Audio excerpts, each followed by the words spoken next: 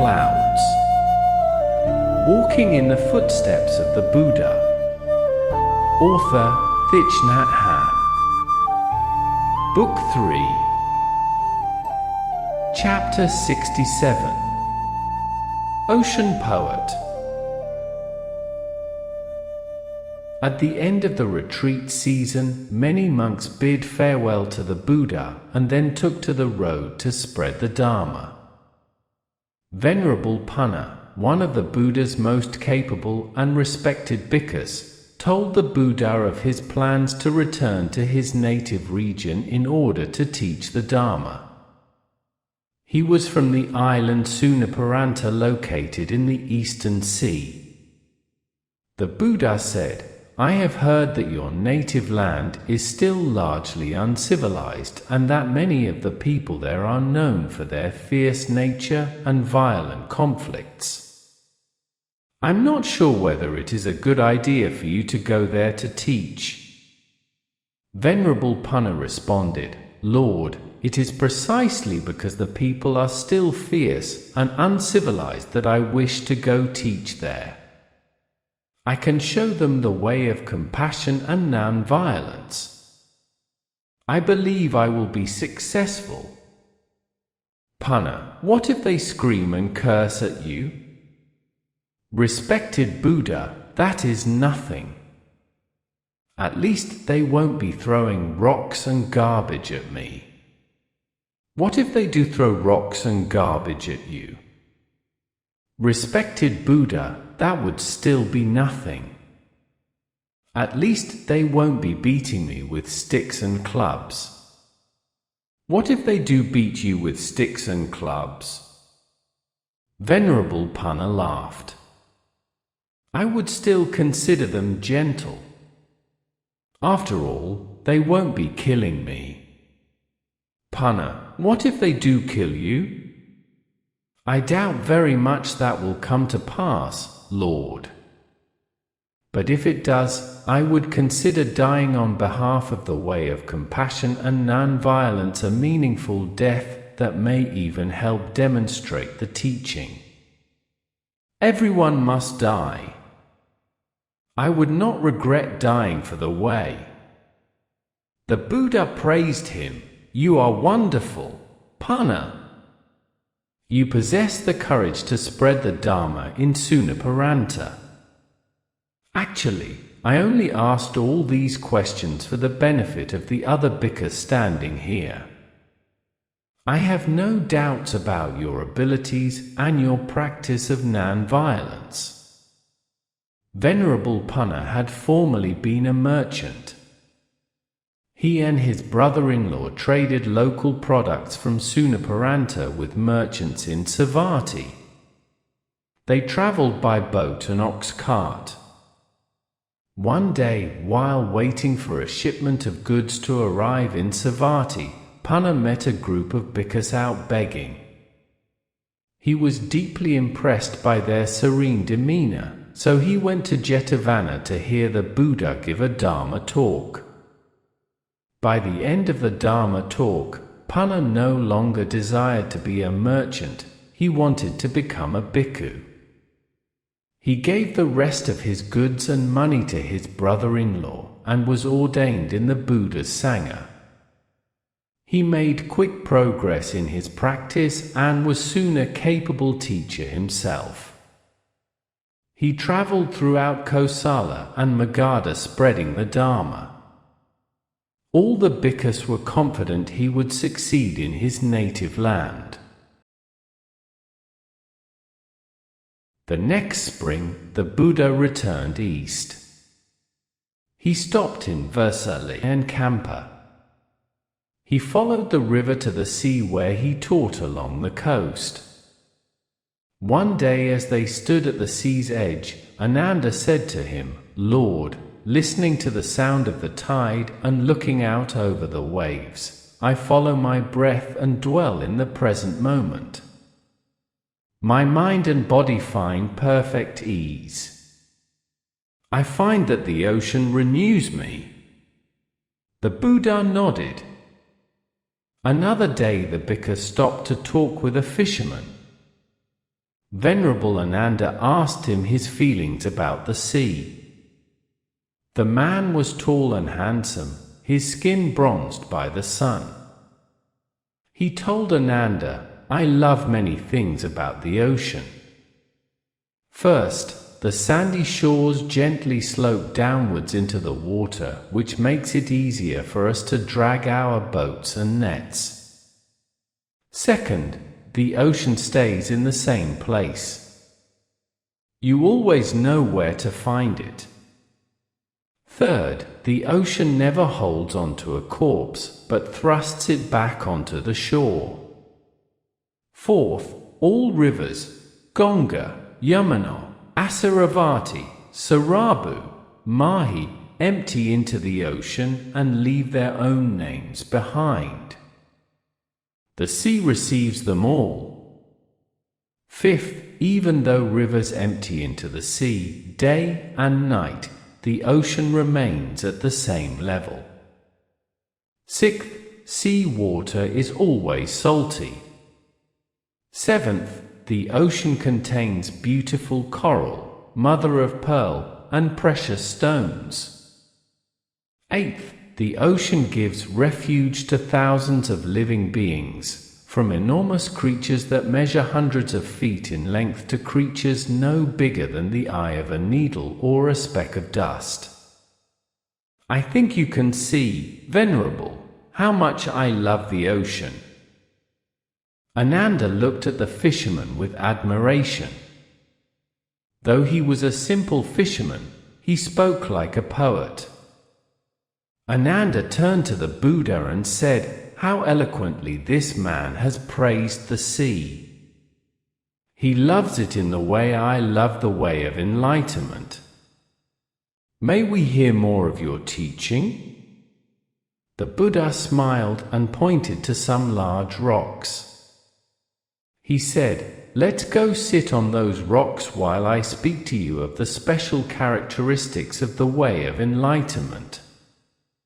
They all followed the Buddha, including the fisherman. When everyone was seated, the Buddha began, "Our brother fisherman has described 8 wonderful characteristics of the sea. I will now describe 8 wonderful characteristics of the true path. First, the Dharma is not unlike the ocean, whose shores slope gently downwards, enabling the fishermen to more easily pull their boats and nets into the sea. In the teaching, every person can progress from the easy to the difficult, from the low to the high, from the superficial to the profound. The Dharma is broad enough to accommodate every temperament. Anyone can enter the path, whether young or old, educated or unschooled. Every person can find methods suitable to his or her individual needs. Second, as the ocean stays in the same place, so does the Dharma. The principles of the teaching never change. The precepts have been clearly transmitted. The true Dharma dwells wherever people study and practice the principles and precepts. The Dharma cannot be lost or misplaced. Third, as the ocean never holds onto a corpse, the Dharma does not tolerate ignorance, laziness, or violation of the precepts.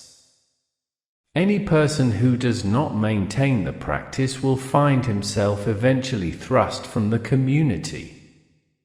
Fourth, as the ocean receives all rivers equally, the Dharma receives persons from all castes equally.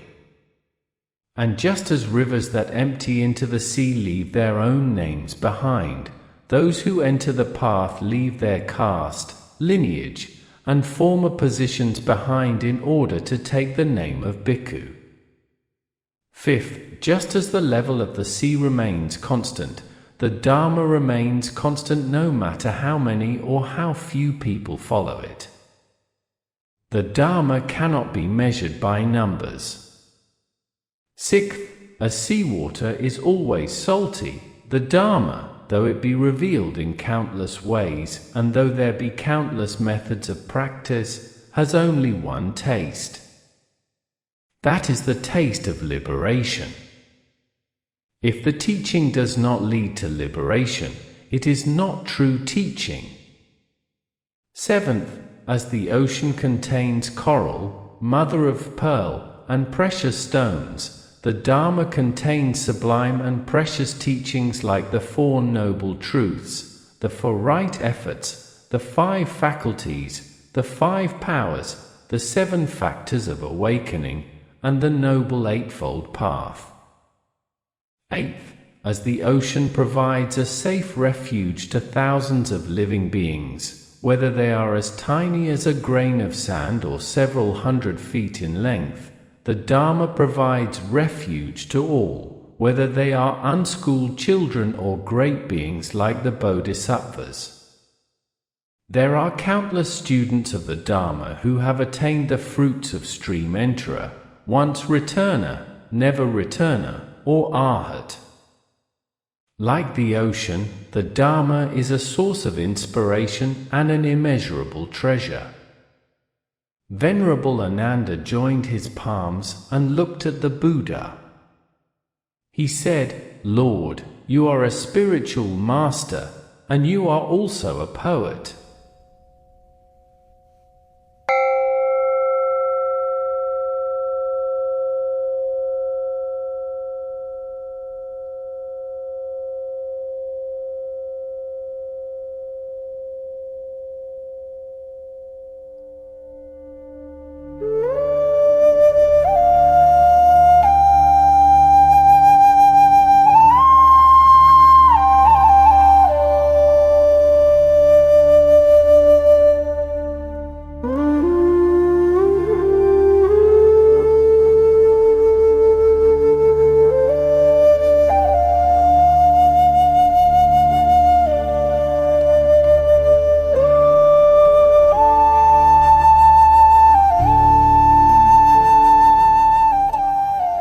Chapter 68.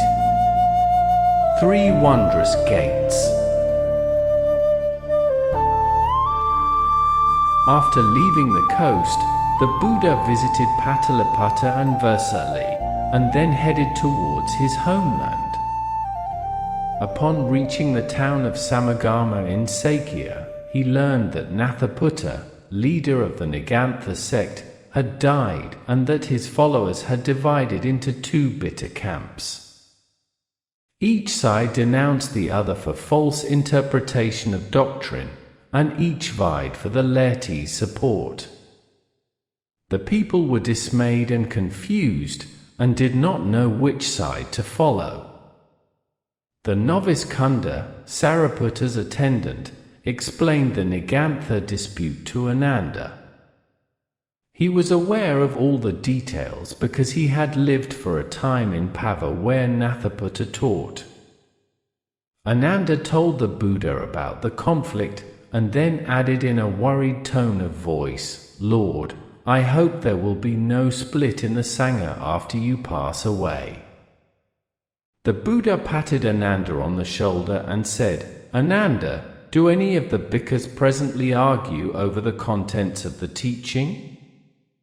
Do they argue about the four establishments of mindfulness, the four right efforts, the five faculties, the five powers, the seven factors of awakening, or the Noble Eightfold Path?" No, I have never seen any bhikkhus arguing with each other over the teaching. But you are still among us. We take refuge in your virtue. We all listen to you and our studies proceed peacefully. But when you are gone, disagreements may arise over the precepts, how best to organize the Sangha, or how to spread the teaching. If conflicts erupt, many could grow disheartened and even lose their faith in the path. The Buddha consoled him. "Don't worry, Ananda.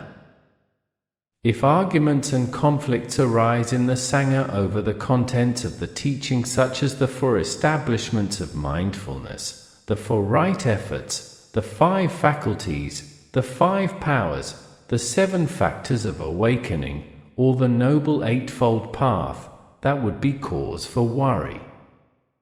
Disagreements over small matters concerning the practice of the precepts, Sangha organization, and dissemination of the teaching are not worth worrying about. Despite the Buddha's reassurances, Venerable Ananda remained unconvinced. Only recently he had learned that in Vesali, Venerable Thich, who had once been the Buddha's attendant, had abandoned the Sangha out of personal dissatisfaction. He was organizing lectures at which he denounced the Buddha and the Sangha. He exclaimed that the monk Gautama was no more than an ordinary man who possessed no special insight. He said that Gautama's teaching only spoke about liberating one's own self and showed no concern for society as a whole. Thich was sowing seeds of confusion. Venerable Sariputta was also aware of the situation and shared Ananda's concern. Ananda knew that seeds of discontent were also being sown in Rajagaha. Several bhikkhus, under the leadership of Venerable Devadatta, were secretly trying to organize a new Sangha, independent from the Buddha. Several capable bhikkhus were cooperating with Devadatta, including Venerables Kokalika, Katamaraka Tissa, Kandadevaputta, and Samuddadatta. Devadatta was one of the Buddha's brightest and most capable senior disciples. Brother Sariputta had often praised him before the people and had treated him as a special friend. Ananda could not understand why Devadatta had recently grown so jealous of others, especially the Buddha himself. Ananda knew that no one had disclosed these things to the Buddha yet. He was afraid he himself would have to be the one to inform the Buddha of these sad developments before long. The next year, the Buddha returned to Savatthi for the rainy season. He dwelled at Jetavana. There he delivered the sutra on the Dharma seal. There is a wonderful teaching which I will speak to you about today. Please empty your minds of all other thoughts in order to calmly and peacefully hear, receive, and understand this teaching. Because certain Dharma seals are the signs of true Dharma. There are 3 seals which every teaching of mine bears. These are emptiness, signlessness, and aimlessness. These 3 characteristics are the 3 gates which lead to emancipation. These Dharma seals are also known as the 3 gates of emancipation, or the 3 liberation gates. Because the first seal is emptiness, sunyata. Emptiness does not mean non-existence. It means that nothing exists independently. Emptiness means empty of a separate self. As you know, the belief in being and the belief in non-being are both incorrect. All dharmas depend on each other for their existence. This is because that is, this is not because that is not, this is born because that is born, this dies because that dies. Thus, the nature of emptiness is interdependence. Because practice looking at the interdependent relationships of all dharmas in order to see how all dharmas are present in each other, how one dharma contains all other dharmas. Apart from one dharma, no other dharmas can exist. Contemplate the 18 realms of the 6 sense organs, the 6 sense objects, and the 6 sense consciousnesses. Contemplate the 5 aggregates of body, feelings, perceptions, mental formations, and consciousness. You will see that no phenomenon, no aggregate, can exist independently. All depend on each other for existence. When you see this, you will see into the empty nature of all dharmas. Once you see the empty nature of all dharmas, you will no longer chase after or run away from any dharma. You will transcend attachment, discrimination, and prejudice towards all dharmas. Contemplation on the nature of emptiness opens the first gate to freedom. Emptiness is the first liberation gate. Because the second seal is signlessness, animitta. Signlessness means to transcend the confines of perception and mental discrimination. When people are unable to see the interdependent and empty nature of all dharmas, they perceive dharmas as being separate and independent phenomena. This exists apart from that, this is independent of all other dharmas. Looking at dharmas in such a way is like taking a sword of mental discrimination and cutting up reality into small pieces. One is then prevented from seeing the true face of reality. Because all dharmas depend on each other. This is in that, this fits within that, in the one are found the all. That is the meaning of the terms interpenetration and interbeing. This is in that is in this is that is this. Contemplate in this way, and you will see that ordinary perception is full of error. The eyes of perception are unable to see as clearly and accurately as the eyes of understanding.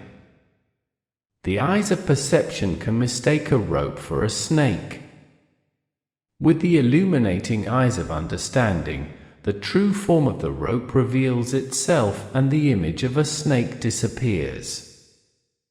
Because all mental concepts such as existence, non-existence, birth, death, one, many, appearing, disappearing, coming, going, defiled, immaculate, increasing, and decreasing are created by perception and mental discrimination.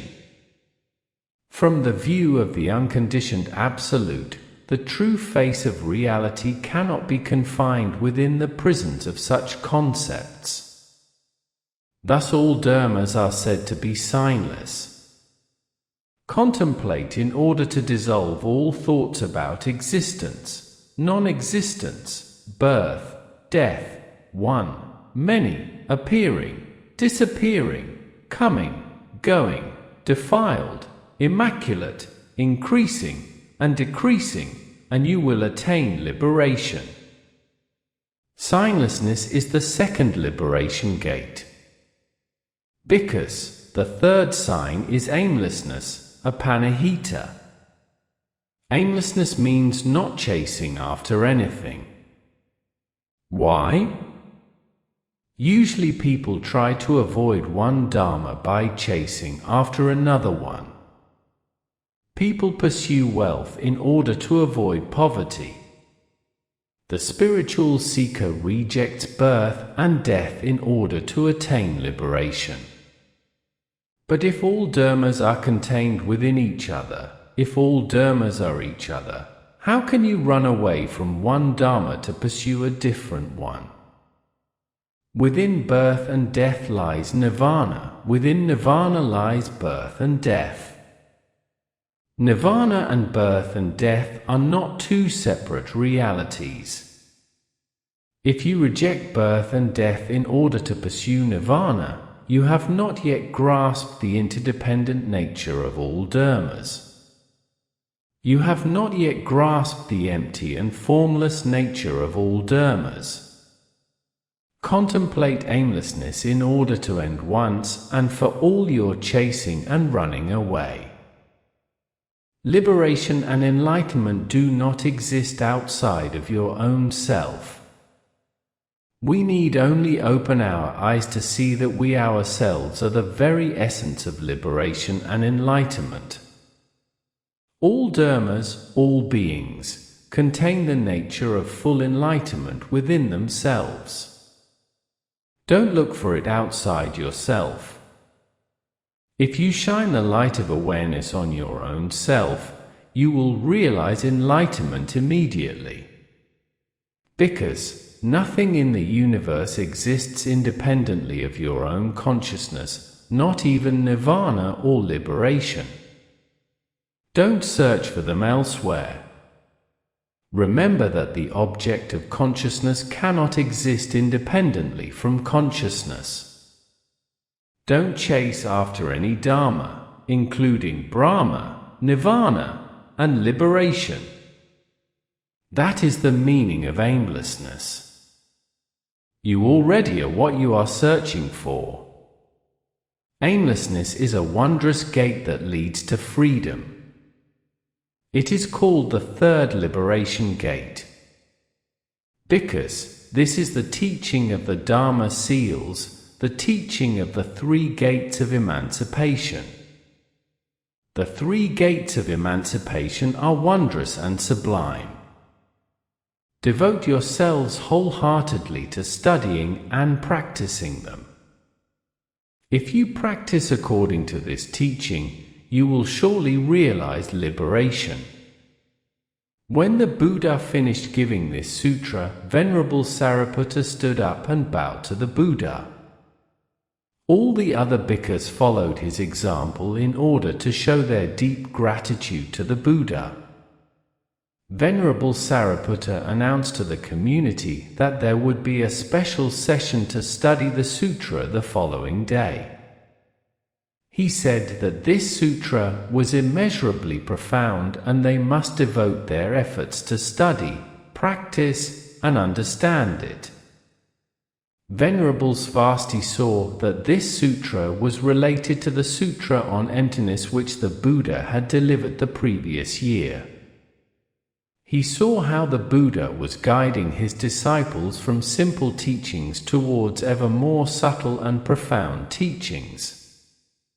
Svasti looked at the radiant and happy faces of such disciples as Mahakassapa, Sariputta, Punna, and Moggallana. Svasti remembered how the previous year they also followed Sariputta's example in bowing to the Buddha after he delivered the sutra on emptiness.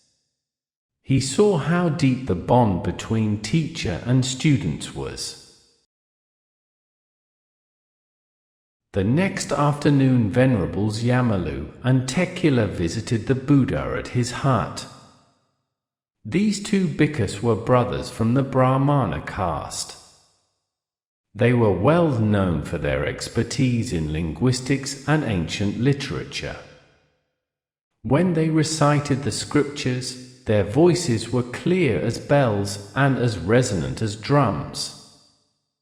They bowed to the Buddha, and he invited them to be seated. Venerable Yamalu spoke, "Lord, we would like to speak to you concerning the question of language as it relates to the dissemination of the teaching. Lord, you usually deliver your talks in Magadhi, but Magadhi is not the native tongue of many bhikkhus, and the people in some of the regions where the bhikkhus teach do not understand Magadhi. Thus, they translate the teaching into local dialects.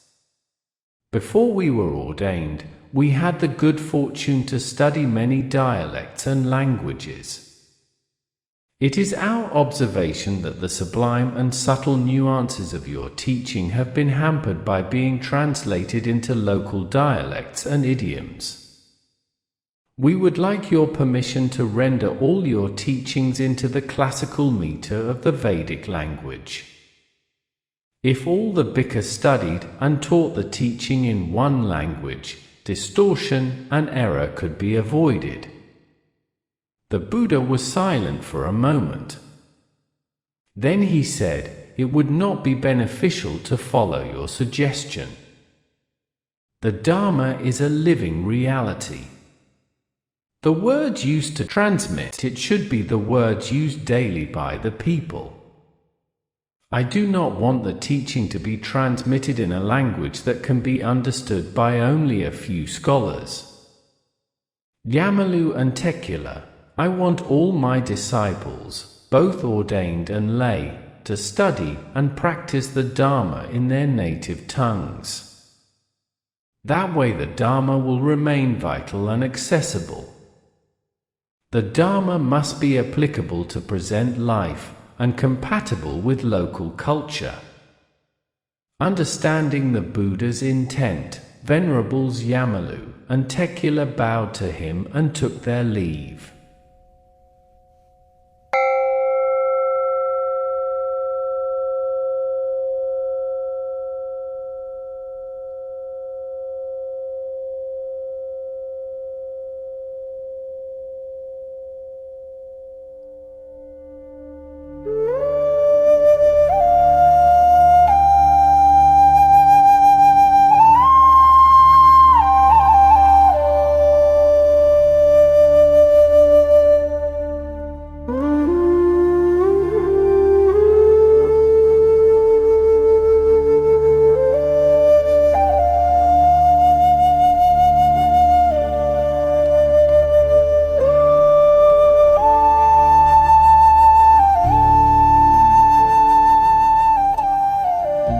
Chapter 69. Where will the Buddha go?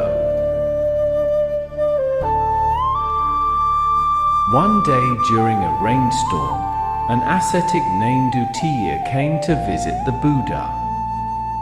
Ananda led him into the hut and introduced him to the Buddha. The ascetic was invited to sit down, and Ananda offered him a towel to dry himself. Uttiya asked the Buddha, "Monk Gautama, is the world eternal or will it one day perish?" The Buddha smiled and said, "Ascetic Uttiya, with your consent, I will not answer that question." Uttiya then asked, "Is the world finite or infinite?" "I will not answer that question either."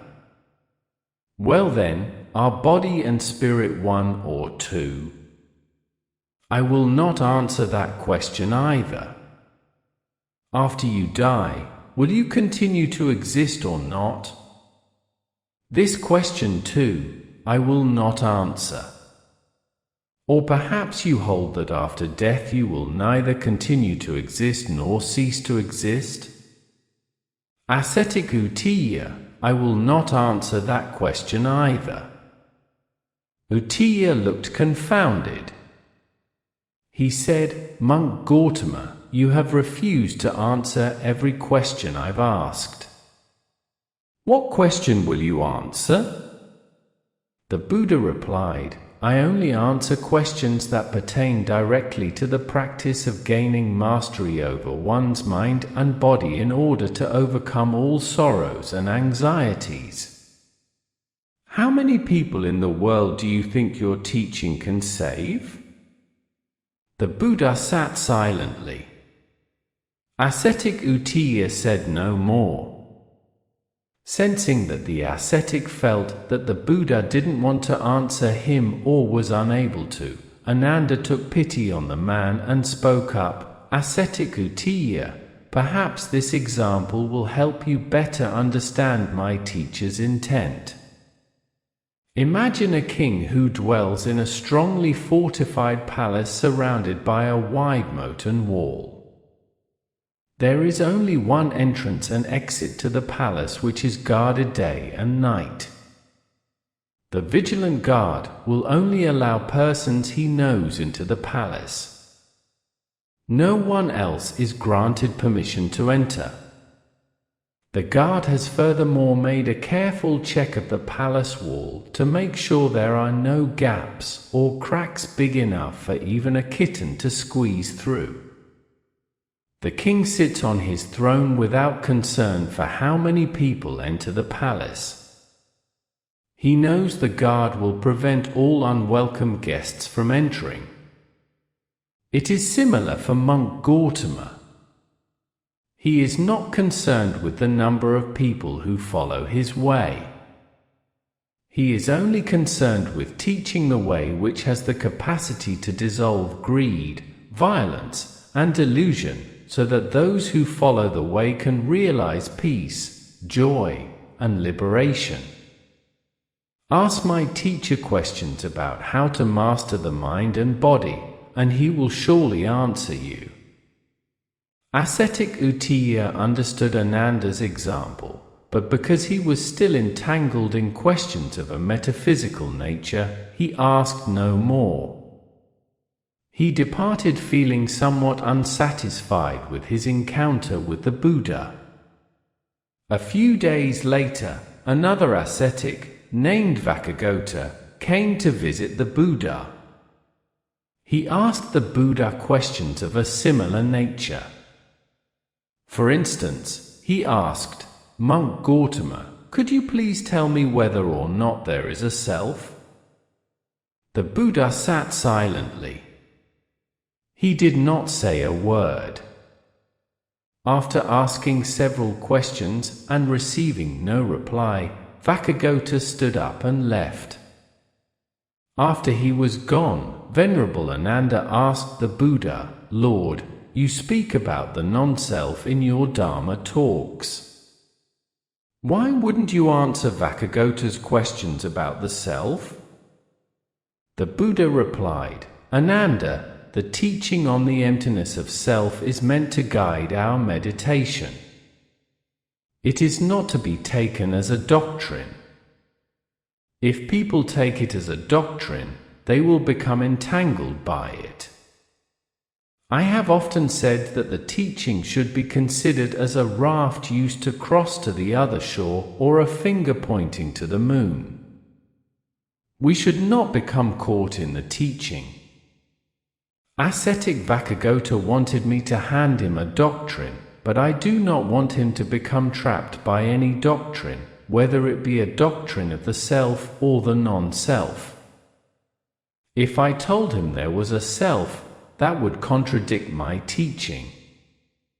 But if I told him there was no self and he clings to that as a doctrine, it would not benefit him.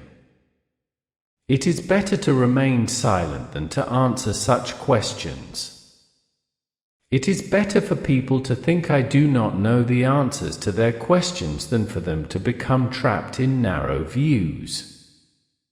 One day Venerable Aniruddha was stopped by a group of ascetics. They did not want to let him pass until he answered their question. They asked him, "We have heard that Monk Gautama is a completely enlightened master and that his teaching is subtle and profound. You are his disciple. Therefore, answer this. When Monk Gautama dies, will he continue to exist or will he cease to exist?" The ascetics told Aniruddha that he must select from one of the following possibilities. When he dies, Monk Gautama will continue to exist.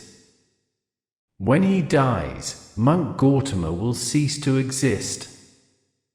When he dies, Monk Gautama will both continue to exist and cease to exist. When he dies, Monk Gautama will neither continue to exist nor cease to exist. Bhikkhu Aniruddha knew that none of these four responses was compatible with the true teaching.